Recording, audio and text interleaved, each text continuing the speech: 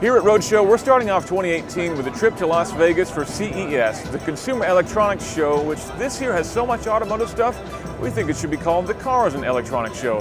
Here's a look around at some of the highlights. Buyten unveiled their 5G connected self-driving electric concept car that seems to be combining all the hottest tech we've seen announced in the automotive world over the last few years. With level 3 autonomy ready to go level 4 on the horizon, this could be a game changer in the next few years. Harmon showed off a concept for a modular autonomous car that could swap from hauling freight to ride-sharing all on the same chassis. We might not see anything like this on the road soon, but it shows that manufacturers are going to have to think well and truly outside the box to keep alive in a changing landscape. We had a ride along in the Faraday Future FF91 and got to experience the full grunt of the claimed 2.39 second 0 to 60 sprint. It's put our concerns about the car being vaporware at ease, for now at least. We took a ride with Lyft and their partners Automotive that could see your favorite rideshare turn up with no one in the front seat. It made it through the crazy streets of Las Vegas without issue, so soon that cab ride might just be driverless.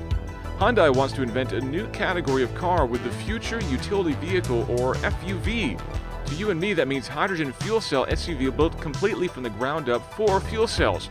Hyundai claims that Nexo will have the world's most efficient fuel cell system around, so not everyone's going electric. If you've always wanted a Corvette but have committed yourself to going all electric, Jennavation has a solution. The GXE swaps out the roar of an internal combustion engine for an electric motor fitted with a 7-speed manual transmission. Jennavation claims this will give both blistering acceleration and higher top speeds. We just want to have a go. And finally, you know that electrification is really beginning to catch on when pickup trucks are starting to make the switch.